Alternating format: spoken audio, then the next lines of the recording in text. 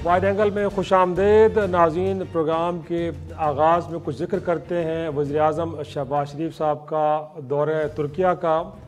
अगरचे इस के ऊपर भी सवाल उठ रहे हैं कि एक ऐसे वक्त में कि जब तुर्किया के कोई 10 सूबों के अंदर हज़ारों बिल्डिंग्स गिर चुकी हैं और एक वहाँ पे सूरत हाल इस तरह की है कि लोग अपने प्यारों को उन मलबे से निकाल भी रहे हैं और दफन भी कर रहे हैं, क्या ऐसे मौके पे बेशक दिलजोई के लिए ही सही, लेकिन क्या किसी मुल्क के किसी आला सरबराह को जाना भी चाहिए था कि नहीं? क्योंकि कहा जाता है कि इस तरह के दौरों से वहाँ पे जो इमदादी कार्रवाइयाँ हैं उनमें शदीद रुकावट पेश आती है।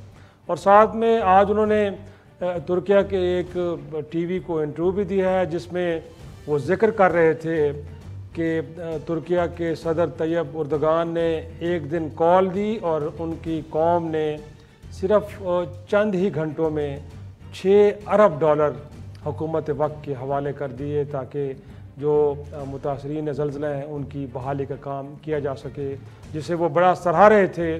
लेकिन मेरा ख़्याल में आज ये लम्हा फ़िक्रिया है पाकिस्तान के लिए कि जब पाकिस्तान में इस तरह की आफात आती हैं, वो ज़लज़ला हो या फिर हालिया सैलाब, हम पूरी दुनिया से मदद की अपील करते रहे हैं।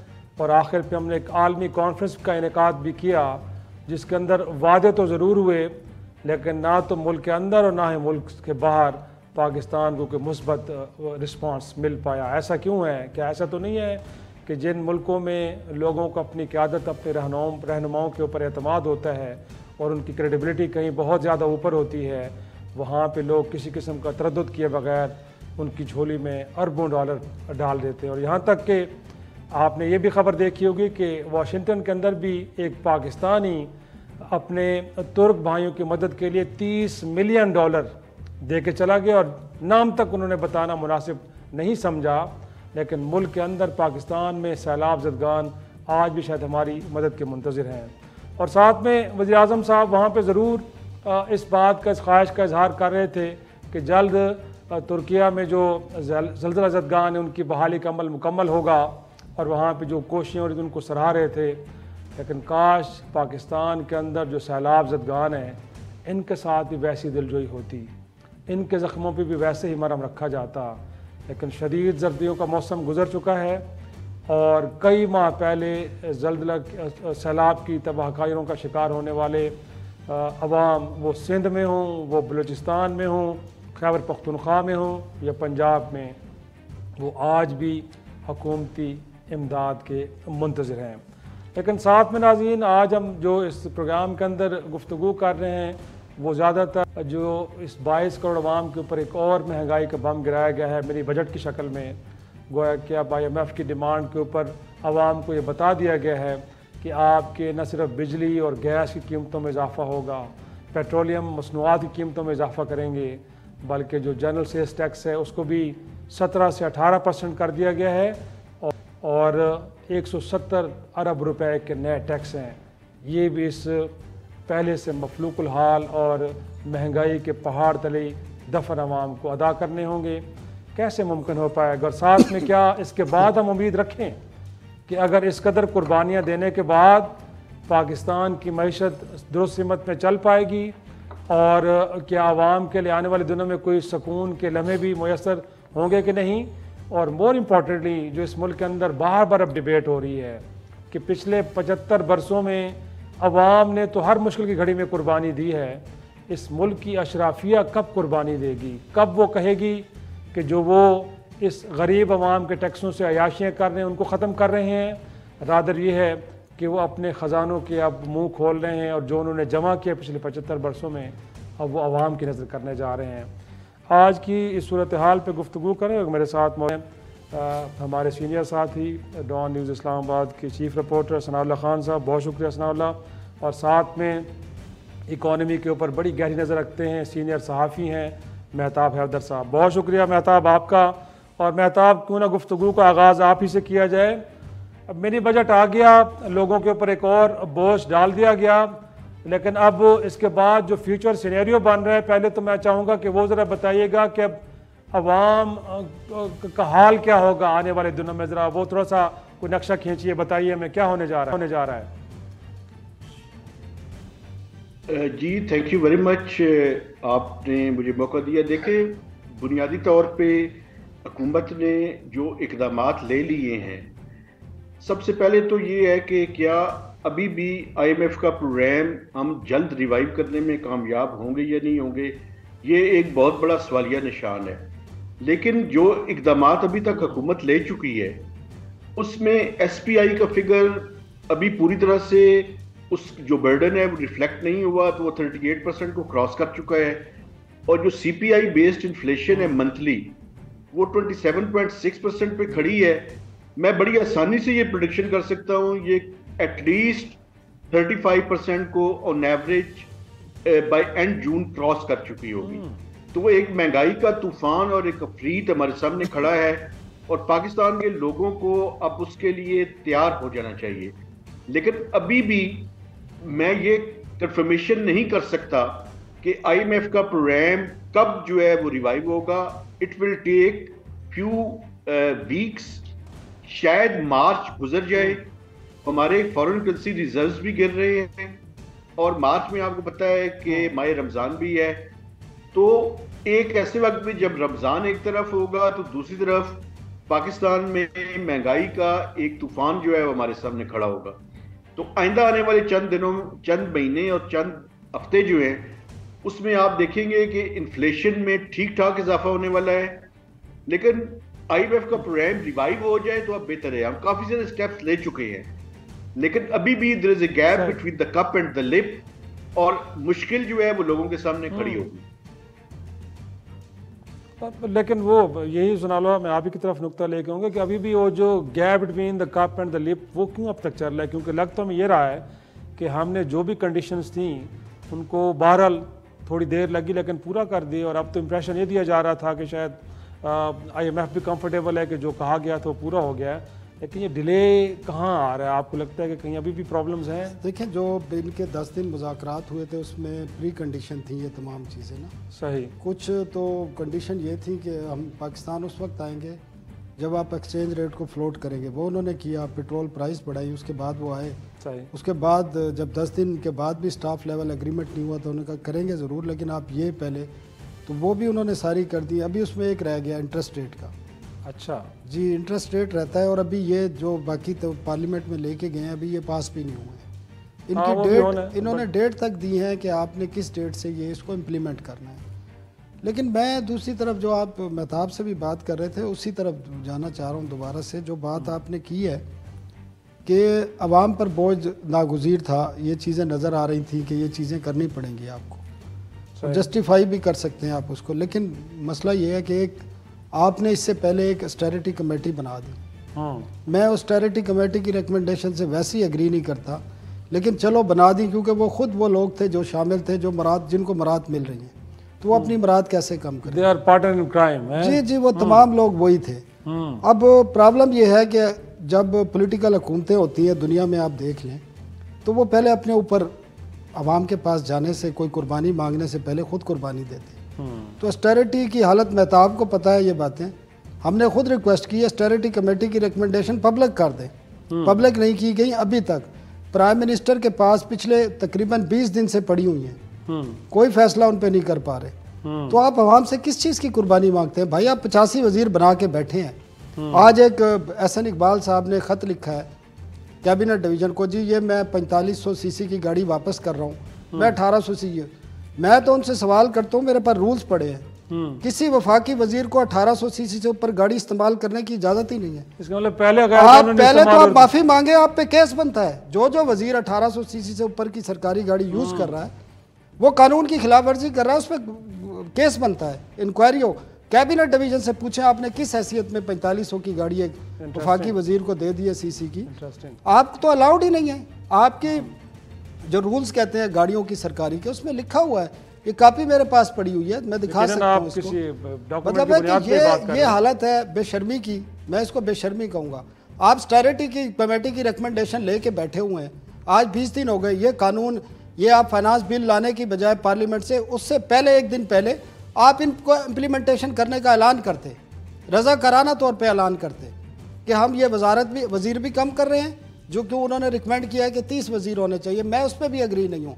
18 अमेंडमेंट के बाद 30 वजीरों की फेडरल गवर्नमेंट में जरूरत ही नहीं है। आप तो ये कह रहे हैं प्राइम 6 मिनिस्टर को 7.5 करोड़ और मांग लेंगे, अखराजात पूरे नहीं हो रहे उनसे। बस ये, और जहां आप टर्की की, मैं उधर भी आऊंगा। देखिए टर्की में अगर लोग पैसे दे रहे हैं, आप $30 मिलियन अगर एक पाकिस्तानी देता और अपना नाम जाहिर नहीं करता, हमारा ये अशरफिया जो जितनी भी बैठी है जो पॉलिटिशियन है, आप रेटिंग निकाल लें किस किस के पास कितना पैसा है। इन्होंने लोगों से पैसे मांगने से पहले खुद अनाउंस करना था और दिखाना था कि ये पैसे मैं ट्रांसफ़र कर रहा हूँ अपने एसेट से। ये लोगों का दिल में दर्द होता है, फिर दुनिया में जहाँ भी पाकिस्तानी बैठे या इधर बैठे, फिर वो आगे आएंगे। जब आप अपनी जेब से पैसा निकालने को तैयार नहीं तो लोग किस तरह देंगे। लेकिन वो तो इलेक्शन कमीशन में जो एसेट की डिटेल जमा करवाते हैं, उसमें प्राइम मिनिस्टर ने लिखा है कि उन्होंने तो कर्जा लिया हुआ है बैंक से।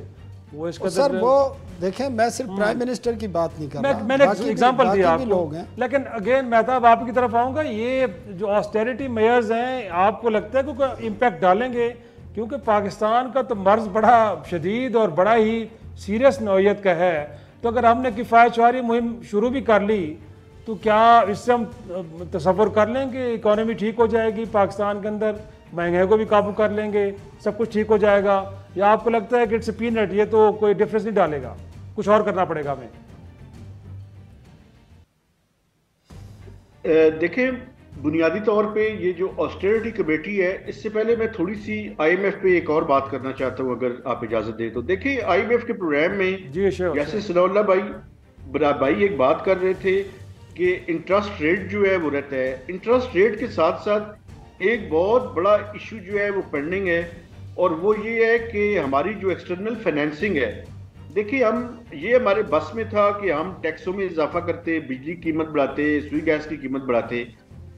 हमारे पास अभी कोई ऐसी मशीन इजाद नहीं हुई कि जिससे हम डॉलर्स जो है वो प्रिंट कर सकें। तो ये जो एक्सटर्नल फाइनेंसिंग है, ये मेजर इशू है और ये पेंडिंग है। हमारे दोस्तों ने, दोस्त ममालिक ने, जिसमें सऊदी अरब है, UAE है, कतर है, इन सब ममालिक से कंफर्मेशन लेनी है कि वो क्या पाकिस्तान की मदद करेंगे या नहीं करेंगे। इसके अलावा जो मल्टीलैटरल्स है, जिसमें ADB है, वर्ल्ड बैंक है, इस्लामिक डेवलपमेंट बैंक है, उनसे भी पूछना है। तो पाकिस्तान को अगले 4 महीने और 4-4.5 महीनों में कोई तकरीबन 12 से 13 बिलियन डॉलर्स चाहिए। ये बहुत बड़ा इशू है, और जब तक ये नहीं होगा उस टाइम तक IMF का प्रोग्राम नहीं हो सकता। दूसरी जो बात आपने की है, देखिए ऑस्टेरिटी कमेटी ने जो प्रपोजल्स या रिकमेंडेशंस दी हैं, ये बिल्कुल ठीक कह रहे हैं। देखें, आप लोगों पे तो इजाफा कर रहे हैं, लोगों पे बोझ लाद रहे हैं। कम से कम उस कमेटी की जो रिकमेंडेशंस हैं, डार साहब उसके बारे में कहते हैं जी जल्द ही हम उस पर अमल करेंगे। वो जल्द का कोई टाइम फ्रेम भी बता देना, ये जल्द जो है वो कब आएगा। मैं समझता हूं कि ये हुक्मरान बेहिस्सी का शिकार है, इनको कोई पाकिस्तान के लोगों की फिक्र नहीं है। पाकिस्तान के लोगों पे बोझ लाते हुए इन्हें शर्म भी नहीं आती कि एक तरफ आप GST में इजाफा करते हैं, और GST में इजाफा जो है वो इन्फ्लेशन जो पहले ही ज्यादा है, ये मजीद ज्यादा होगी। उस पर तो इन्हें शर्म नहीं आती, लेकिन अपनी अयाशियां कम करने के लिए तैयार नहीं है। ये जिस मिनिस्टर साहब का ये हवाला दे रहे हैं, उनसे इस्लाम और अखलाकियात में जितने दिल है लेक्चर्स दिलवा दें। 2 महीनों में उन्होंने अपनी पूरी मिनिस्ट्री का पेट्रोल एग्जॉस्ट कर दिया। भाई खुदा का खौफ करें, लेक्चर कम दें, तकरीरें कम करें। एक भी मीटिंग ऐसी नहीं जिसमें वो टाइम पे आते हो। मसला ये है, बातें जितनी दिल है करवा लें, और अमल देखें तो अमल जो है बिल्कुल उसके उलट है। जमहूरियत की बातें करते हैं, भाई जमहूरियत की बातें करते हैं तो लोगों के साथ अपने आप को लिंक करें ना, वो आप नहीं कर रहे। तो मैं समझता हूँ ये बड़ी ज्यादती है जी। यकीनन यही वो एरियाज हैं जिनको एड्रेस करने की जरूरत है। एक छोटा सा ब्रेक, और ब्रेक के बाद आएंगे तो ये जानने की कोशिश करेंगे जो स्ट्रक्चरल रिफॉर्म्स की बात बार बार होती है कि पाकिस्तान उस तरफ भी जाएगा, और फिर बहुत सारी लाइबिलिटीज़ हमने पाल रखी हैं, और PIA की शक्ल में, रेलवे की शक्ल में, स्टील मिल की शक्ल में, उनसे जान छुड़ाने में भी क्या पाकिस्तान कामयाब हो पाएगा कि नहीं। छोटी सी ब्रेक के बाद वापस आते हैं, गुफ्तगू को आगे बढ़ाएंगे। प्रोग्राम में एक बार खुश आमदीद। सनाउल्लाह साहब, इनफैक्ट IMF तो बार बार कहता रहा, बट अब इन दिनों में, हालिया दिनों में अब अमरीकी वफद भी एक आया हुआ है जो मुख्तलिफ लोगों से इंटरेक्ट कर रहा है। कहा यह जा रहा है कि स्ट्रक्चरल रिफॉर्म्स की तरफ जाना पड़ेगा। पाकिस्तान की मैशत की एक बड़े पैमाने पर सर्जरी चाहिए करनी, वो जब तक नहीं की जाएगी, चीज़ों को सहल नहीं किया जाएगा। बल्कि उन्होंने तो ये भी कहा कि सरमायाकारों का एतमाद नहीं है पाकिस्तान पे। एक तो सिस्टम यहाँ पे बड़ा अजीब सा है, ऊपर से सियासी अदम इस्तेकाम। तो ये जो कुछ लाइबिलिटीज़ हमने पा ली हैं, फिर रिफॉर्म्स की तरफ हमने जाना है, पॉलिटिकल विल का इशू है या आपको लगता है कि नहीं बस अहलियत ही नहीं है कि ऐसा किया जा सके? शराई साहब, बड़ी इंटरेस्टिंग बात है ये। आपने जो हमारे गुज़श्ता अगर 8-9 महीने में देखें जब से इमरान खान की हुकूमत गई है तो कैसे कैसे चीज़ें एक्सपोज हुई हैं। अगर आप इमरान खान की बातें सुन लें या जनरल बाजवा ने जो एंकरों से मुलाकातें की और वो जो बातें सामने आई, उससे एक बात समझ आ गई है कि ये जो मुल्क है ना, ये हमारा गवर्नेंस सिस्टम, पॉलिटिकल सिस्टम, बाकी चीज़ें ये ख़त्म हो चुकी हैं। और अगर अब भी कोई समझता है कि इस सिस्टम के तहत पाकिस्तान में बेहतरी आ सकती है, वो अहमकों की जन्नत में रहता है। आप देख लेना इनकी बातों से एक बात तो नज़र आ रही है कि चंद लोग, एक लोग, दो लोगों के मफादात के लिए मुल्क को किस तरह दाव पे लगाया गया है, किस तरह चीज़ें देखी गई हैं। और ये जो आप स्ट्रक्चर रिफॉर्म्स की कीमत अवाम क्यों अदा करें भाई? जिनकी पॉलिसियाँ नाकाम हुई हैं 20 साल में, 25 साल में, वो पे करें ना, लोग क्यों पे करें? ये आज भी कहते हैं कि हम नाकाम हम हो रहे हैं और इसकी कीमत अवाम अदा करे। ये ज़रूरी है, आज भी वक्त है कि हम ये कर लें। आपकी 500 कंपनियां हैं, स्टेट ओन कंपनियां, 500 जो फेडरल गवर्नमेंट ने रखी हुई हैं, जिसको आप PIO बता रहे हैं, PIA बता रहे हैं। आपको पता है ये क्यों नहीं प्राइवेटाइज करने देते? क्योंकि हर बोर्ड पे आपका फेडरल सेक्रेटरी बैठा है, आपका एडिशनल सेक्रेटरी बैठा है, आपका मिनिस्टर बैठा है, आपका स्टेट मिनिस्टर बैठा है, आपका SAPM बैठा है। और मोस्टली कंपनियां कुछ ऐसी कंपनियां हैं जो सैकड़ों में हैं। जब उनको प्राइवेटाइजेशन की बात आती है तो मिलिट्री एस्टेब्लिशमेंट कहती है ये स्ट्रेटेजिक आपके वो हैं असासे भाई हैं। कौन से स्ट्रेटेजिक असासे हैं आज के दौर में?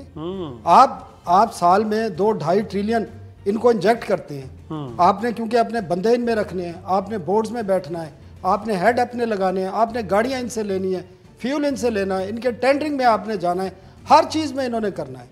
और ये फेडरल में नहीं, ये सूबों में भी यही हालात है। आपको अगर मुल्क चलाना है, लोगों को तबाही से बचाना है, इस मुल्क को दुनिया में एक बेहतर मुल्क के तौर पे लाना है। अब ये जंगें जो है ना, इकानमी की जंग है इस वक्त। आप हथियारों की जंग नहीं कर सकते। तो आपको इकानमिस्ट के तौर पर अपने मुल्क को मईशत उसकी मजबूत करना होगी ताकि आप किसी के सामने भीख मांगने के लिए खड़े ना हो सके और आपको अपनी खुद मुख्तियारी गिरवी ना रखनी पड़े। तो उसके लिए ज़रूरी ये है कि आप स्ट्रक्चर रिफॉर्म्स करें और इसमें किसी को आप अपने सियासी मफादात को फिर साइड पे रख दें। सही। और मिलिट्री एस्टेब्लिशमेंट को भी अपने इंटरेस्ट साइड पे रखने होंगे। ये 500 कंपनियां आपको तबाह कर देंगी। आप सीधा आप तो एक तो आपको अर्निंग होगी इनसे, आप इनको बेचेंगे, इनकी सर्विस बेहतर होगी जब प्राइवेट सेक्टर में जाएंगे। KL इलेक्ट्रिक का एक तजर्बा है, आज उसकी जो परफॉर्मेंस है काफ़ी बेहतर है, कंपनी बेहतर हुई है, रिकवरी उनकी बेहतर है, उनके लॉन लॉसेस कम हुए। आपकी 10-12 डिस्ट्रीब्यूशन कंपनी है, आप साल का 1.5-2 हज़ार अरब आप नुकसान बर्दाश्त करते हैं। क्यों रख के बैठे? इसलिए रख के बैठे हैं, पिछले 8 महीने में मैपको में चले जाएं, उधर आप सियासतदानों के भाई और उनके रिश्तेदारों को उनके बोर्ड पे लगाया गया है। क्यों लगा रहे हैं आप? उनमें आपने आपके जो इत्तेहादी हैं, आपके मिनिस्टर्स हैं, आपके MNAs हैं, उनमें भर्तियां करानी है, लड़ाई हो रही होती है, सियासी नौकरियां देनी है। और भाई ये अगर आपने इस मुल्क की मईशत को बचाना है, क्लैप से बचाना है, तो इनको आपको प्राइवेटाइज करना पड़ेगा। और आप अदालतों को भी बता दें, मिलिट्री एस्टेब्लिशमेंट को भी बता दें, जिनको बताना है। लेकिन आपको सिचुएशन क्या डिमांड कर रही है? कमिटमेंट चाहिए इस मुल्क को अगर बचाना है तो। आप पाकिस्तान के अंदर हमने माजी में देखा, प्रॉब्लम ये है कि छोटे गली महल्ले के तरक्याती प्रोग्राम हो या मुल्क की खारजा और दाखिला पॉलिसी या फिर ट्रेड से मुताल्लिक कुछ हो, एक हुकूमत आती है, कुछ फैसले करती है, जैसे हुकूमत तब्दील हुई, नई हुकूमत आई, सब चीज़ों को कहीं शेल्फ में डाल दिया जाते हैं और नई पॉलिसीज़ के सामने आते हैं। और मेरे ख्याल में लगता है ये कि जो हमारे बैरून मुल्क के इन्वेस्टर्स हैं, ख़ुद अपने मुल्क के जो हमारे इन्वेस्टर्स हैं, वो समझते हैं हुकूमत तब्दील हो गई, पॉलिसी तब्दील हो जाएंगी, लिहाजा हमारा सरमाया डूब जाएगा। बेहतर ये है कि कहीं दुबई में पैसे लगा दें, बांग्लादेश में लगा दें, थाईलैंड में लगा दें, कहीं और लगाएं, बट इस मुल्क के अंदर 1 रुपया भी नहीं लगाना चाहिए। अच्छा, तो ये जो तजवीज़ आई आपको लगता है कि इट मेक सम सेंस कि यार हाँ वाकई ओनरशिप सब ले लें, जिसकी भी हुकूमत है बट उसकी ओनरशिप लें ताकि मामला बेहतर अंदाज में। शराई साहब ये है तो ठीक ना, इकानमी पे सियासत नहीं होनी चाहिए। इंडिया में है ये आपको पता है। अच्छा, और इंडिया भी जब एक मरतबा जब गया था IMF के पास 90s में, उसके बाद नहीं गया। और उस वक्त उन्होंने ये डिसीजन किया था, तमाम उनकी जो फोर्सेज हैं, पॉलिटिकल फोर्सेज, कि अब हम मईशत पर सियासत नहीं करेंगे, और उसके बाद नहीं की उन्होंने। और वो फिर उन्हें ज़रूरत नहीं पड़ी और लेकिन हमारी पॉलिसियों का इशू नहीं है, हमारा इशू है इम्प्लीमेंटेशन का। हमारा जो गवर्नेंस सिस्टम है ना वो ख़त्म हो चुका है। वो गवर्नेंस सिस्टम इस हमारे इन्वायरमेंट में नहीं चल सकता। आप कोई बिज़नेस करना चाहते हैं, फॉरेन इन्वेस्टर तो दूर की बात, कोई लोकल भी इन्वेस्ट करना चाहता है तो आपको अंदाज़ा ही है कितनी मुश्किलात हैं, आपके कितने यहाँ पर ग्रुप्स खड़े होते हैं कि वो कारोबार में किस किस्म की रुकावटें करते हैं। तो गवर्नेंस के सिस्टम को तो शायद इशरत हुसैन साहब की कमेटी बनी थी, इमरान खान साहब ने तो रिफॉर्म्स लाना चाह रहे थे, पता नहीं वो आ सकी कि नहीं आ सकी। ये हुकूमतें आई हैं तो जब शहबाज शरीफ पंजाब में वज़ीर आला बने थे तो कमिश्नरी निज़ाम को बहाल कर दिया गया जो मुशर्रफ दौर में ख़त्म हुआ था। तो इनको तो लगता है कि निज़ाम बड़ा ठीक है, बट आपको ख़राबी नज़र आ रही है। मुझे ख़राबी इसलिए नज़र आ रही है कि जब भी कोई आप अगर पॉलिसी बनाते हैं या आप ये चार्टर ऑफ इकानमी भी करने जाते हैं तो उसमें भी ये पॉलिटिकल फोर्सेस जब बैठेंगी ना तो वहाँ उनके इंटरेस्ट उसमें भी ये शामिल करेंगे। ये हमारी वारी बन चुकी है और जब पॉलिसियाँ बनती हैं उसमें भी ये आता है, और जब आप कोई स्ट्रेटजी लेके आते हैं जब भी यही आता है। अभी मैं यही आपको मिसाल दे रहा था कि इस वक्त जो ज़रूरत थी 85 वज़ीरों की ज़रूरत थी जिस पार्लियामेंट में अपोजिशन हो, लेकिन बना रहे हैं वो, और अभी भी कोई जाके कोई नाराज़ होगा तो वो फ़ौरन फिर बना देंगे। सिर्फ हुकूमत बचाने के लिए ये सारी चीज़ें हो रही है। और जो आप कह रहे हैं ना कि 3.5 साल में सारी खराबियाँ आई, 3.5 साल की खराबी नहीं है, हमारा कल्चर, हमारी सियासत। फिर कई चीज़ों में आपको मैंने बताया कि आपकी मिलिट्री इस्टेब्लिशमेंट खड़ी हो जाती है कि आप इस तरह नहीं कर सकते, ये तो हमारा स्ट्रेटेजिक, आप ही हमारी सिक्योरिटी, हमारी सलामती से मुतसादम हो जाएगी। तो ये तमाम चीज़ें इन तमाम लोगों को बैठ के ये तय करना होगा कि वो जो जनरल मुशर्रफ मरहूम कहते थे कि सबसे पहले पाकिस्तान, इसको अमली तौर पे आपको करना पड़ेगा। वे फॉरवर्ड की बात हम बार बार कर रहे हैं, तो क्या आप इसहाक डार साहब की तजवीज़ से इत्तेफाक करते हैं? एक तो कौमी कमीशन बनाएं और इमरान खान साहब के दौर में जो मईशत की बदहाली के लिए कोशिशें की गई हैं उनको एक्सपोज करें, और साथ में वो फरमा रहे हैं कि जी तमाम सियासी जमातें मिलकर मिसाक मईशत करें और उसकी फिर ओनरशिप लें, रिगार्डलेस के किसकी हुकूमत है, फिर सारी उसको इकट्ठी लेके चलें ताकि इस मुल्क की इकॉनमी को आगे बढ़े। आपको लगता है कि this is the best and only option? जी थैंक यू वेरी मच। असल मैं आपको बताऊं, देखिए बुनियादी तौर पे इसमें तो कोई शक नहीं है कि इमरान खान साहब का जो 36 माह का इक़्तिदार था, मईशत की जो बदहाली की बुनियाद है वो रखी गई। और मैं पहले भी आपके प्रोग्राम में कह चुका हूँ कि 2016-17 का पाकिस्तान दूध और शहद की नहरें तो नहीं बह रही थी, लेकिन इस हद तक सूरत हाल खराब नहीं थी। ये जो 5-6 साल गुजरे हैं इनके दौरान मईशत खराब हुई है, और मैं समझता हूँ कि इस पे ट्रुथ कमीशन बनना चाहिए और रिस्पॉन्सिबिलिटी फिक्स होनी चाहिए और पता करना चाहिए, क्योंकि इस मुल्क में ये रिवाज है कि मिट्टी पाओ जी आगे जाओ, मिट्टी पाओ आगे जाओ वाला मामला नहीं है।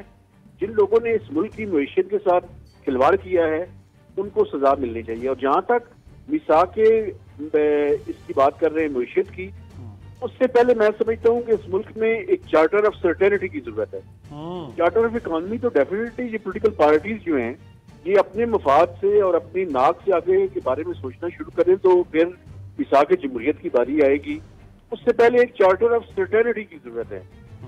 चार्टर ऑफ सर्टेनिटी जब तक नहीं होगी तब तक बातें आगे नहीं बढ़ सकती, क्योंकि उसकी बुनियादी वजह ये है कि आप ये देखें कि जब तक मुझे और बाकी लोगों को, ये जो खासकर इन्वेस्टर्स हैं, उनको पता ही नहीं है कि कल क्या मुआशी पॉलिसी आनी है, कल किस तरह के रेट्स टैक्स उन पे लगने हैं, तो वो अपनी प्लानिंग किस तरह से कर सकते हैं। प्लानिंग इस वक्त मुमकिन नहीं है किसी भी बिजनेसमैन के लिए और वाइबल के लिए। तो एक चार्टर ऑफ इकॉनमी तो बाद में कीजिएगा, पर एक चार्टर ऑफ सर्टेनिटी कर लें ताकि ये जो रोजमर्रा का बिजनेस है ये चल सके। यकीनन बड़ा अहम नुकता उठाया महताब। एक छोटी सी ब्रेक के लिए मुझे कहा जा रहा है, और ये चार्टर ऑफ सर्टेनिटी से ही इस मुल्क के अंदर वाकई जो सबसे ज़्यादा अहम ज़रूरत इस वक्त है वो इस्तेहकाम की है, जो कि अभी तक नज़र नहीं आ रहा। एक ब्रेक के बाद आएंगे, इस हवाले से गुफ्तगू को आगे बढ़ाएंगे। प्रोग्राम में एक बार फिर खुश आमदीद। इनफैक्ट ब्रेक से पहले हम सनाउल्लाह साहब बात कर रहे थे कि एक सर्टेनिटी की बात, इस्तेहकाम की बात, लेकिन आपने देखा है हुकूमत वक्त को मुकदमात, गिरफ्तारियाँ, फिर ऑडियोज़ जारी हो रही हैं, इलेक्शन को कैसे डिले किया जा सकता है उसके हवाले से मुख्तलिफ़ किस्म की तौजीहात पेश कर रहे हैं। और ख़ान साहब जो कहते हैं ना शेर के ऊपर सवा शेर, गोया कि उन्होंने पहले कौमी असम्बली से इस्तीफ़े दिए, उसके बाद उन्होंने 2 असम्बलियाँ तहलील कर दी, हुकूमतें गिरा दी और अब आ गए हैं वो जेल भरो तहरीक पे। तो सर ये कैसे आएगी सर्टेनिटी? ये देखें एक बिल्कुल एक नया एक बयानिया एक खड़ा हुआ है जो आपको याद होगा 2018 से पहले था, जब ख़ासकर ये डिजिटल मीडिया आया उसके बाद से दुनिया में ये एक नई तरह की सियासत का एक वो शुरू हुआ था। आपको पता है अमेरिका में ट्रंप आया था या मोदी आया था और पाकिस्तान में इमरान खान आया था। एग्रेसिव सियासत है। जी जी, अब ये सियासत उस किस्म की सूरत हाल में जो महताब कहता है उस किस्म के इम्पैक्ट होना ना, जब आप सियासत से निकल कर सियासी मुखालफत से निकल कर आप दुश्मनी में आए, दुश्मनी से आप नफ़रत पे आ गए। अब ये जो मौजूदा हुकूमत के इक़दाम नज़र आ रहे हैं ये वो उन्हीं का रेप्लिका है जो 2018 के बाद इमरान खान ने किया था। टिट फॉर टैट हो रहा है। वहाँ पर भी एक अनाउंस छोटे से अखबार में कोई खबर छपती थी और उस खबर की बुनियाद पे नैब रेफरेंस बना देता था, उठा के ले जाते थे, रेफरेंस बाद में बनता था जी, इंक्वायरी बाद में, और 90 दिन का रिमांड होता था, आपको पता है। तो अब 90 दिन का तो रिमांड नहीं है, लेकिन अब उसी किस्म की सूरत हाल है और ये अफसोसनाक है। PDM की जो जमातें हैं सियासी, ये पुराने सियासतदान हैं, कम अज़ कम वही तर्ज अमल इन्होंने इख्तियार किया जो तहरीक इंसाफ ने 2018 के बाद किया था। बेशक उसमें अब तो काफ़ी चीज़ें एक्सपोज हो गई हैं, उसमें कौन कौन शामिल था और क्या करते थे। अब तो इमरान खान भी रोज़ बताते हैं और जनरल बाजवा भी रोज़ बताते हैं बुला के लोगों को, और बाकी फोर्सेस भी बता रही होती हैं कि किस तरीके से मामला चल रहे थे। तो ये सारा इन्होंने भी वही शुरू कर दिया है, सही। हर बंदे को गिरफ्तार करना है, इलेक्शन को किस तरह डिले करना है, ये भी आपकी बात ठीक है। उस सूरत हाल में मुझे नहीं लगता कि कोई पैक्ट ये सियासी फोर्सेस बैठ के कोई पैक्ट कर लेंगी, मुझे मुमकिन नज़र नहीं आ रहा। लेकिन महताब इनफैक्ट नुकता तो बड़ा आपने वैलिड उठाया, लेकिन इस वक्त जो सियासी जमातों का पॉलिटिकल बिहेवियर है वो तो कुछ हमें अदरवाइज निशानियाँ दे रहा है। ये सियासतदान के जो ये कहते हैं कि हमेशा उन्होंने कुर्बानियाँ दी, जाने तक गवाही उन्होंने, सिचुएशन जो इस वक्त डिमांड कर रही है, आप भी बात कर रहे हैं, मैं भी कर रहा हूँ, सनाल्ला और बाकी भी लोग यही बात कर रहे हैं कि इस वक्त मुल्क के अंदर सियासी अफवाम व तफहीम चाहिए। वर्ल्ड बैंक जैसा इदारा भी कह रहे हैं कि आपके मुल्क के अंदर जो सियासी अदम इस्तेकाम है वो मईशत को बुरी तरह मुतासर कर रहा है। तो क्या लग रहा है आपको? आप भी बहरहाल एक जर्नलिस्ट है, वर्किंग जर्नलिस्ट है, लोगों के साथ बैठते हैं, सियासतदान कहीं समझ का प्रॉब्लम है, चीज़ों को अंडरस्टैंड नहीं कर पा रहे, या फैसला करने में आज़ाद नहीं है, स्ट्रिंग्स कहीं और से पुल हो रही है? प्रॉब्लम कहाँ पे आ रही है आपको कि सिचुएशन जो डिमांड कर रही है उस तरफ वो जा नहीं रहे? ये देखें आप, हमें रिसेंटली एक श्रीलंका का एक्सपीरियंस सामने है। वहाँ पे भी पॉलिटिकल इंस्टेबिलिटी थी और वहाँ पे उन्होंने डिसीजंस नहीं लिए, तो फिर अंजाम क्या हुआ? अभी मैं खबर पढ़ रहा था, आज या कल ही मैंने खबर पढ़ी है कि श्रीलंका में कोई 276% इलेक्ट्रिसिटी का टैरिफ जो है उन्होंने इंक्रीज किया है। तो देखें, अगर आप अभी डिसीजंस नहीं करेंगे तो इन डिसीजंस की कॉस्ट बढ़ जाएगी। कॉस्ट जब बढ़ेगी तो उसकी वो जो कॉस्ट है, अलमिया ये है कि इस मुल्क की लीड्स को वो अदा नहीं करनी पड़ेगी, पाकिस्तान के गरीब को और मिडिल क्लास को और अपर मिडिल क्लास को अदा करनी पड़ेगी। तो बुनियादी तौर पे ये जो हम डिलेज कर रहे हैं, इन डिलेज की एक कीमत है। वो कीमत आपने देखा कि अगर 4 महीने डार साहब ने एक्सचेंज रेट को मार्केट बेस्ड नहीं रखा, आर्टिफिशियली मैनेज किया, तो वो फिर एक बंद टूटा और वो बंद टूटने के नतीजे में आप देखें कि अभी पेट्रोल की कितनी 57 रुपए बढ़ा चुके हैं, और उसके अलावा इलेक्ट्रिसिटी का टैरिफ बढ़ गया, गैस का टैरिफ बढ़ गया, अब 170 रुपए के टैक्स लगा दिए, GST के रेट में इजाफा हो गया। तो जितने हम डिलेड डिसीजंस करेंगे उतनी उनकी कीमत में इजाफा होता जाएगा, और ये पाकिस्तान की जो पॉलिटिकल पार्टीज हैं ये ओनस उनके ऊपर है, और खासकर जो इमरान जमात है उनको चाहिए कि वो लोगों को बिठाने की कोशिश करें, बजाय इसके कि वो इंतकाम की सियासत करें, वो लोगों को विक्टिमाइजेशन का शिकार करें। अगर आपके साथ 2018 में इन्होंने ऐसे किया था तो आप भी वही कर रहे हैं, आप में और इनमें फर्क तो नहीं है।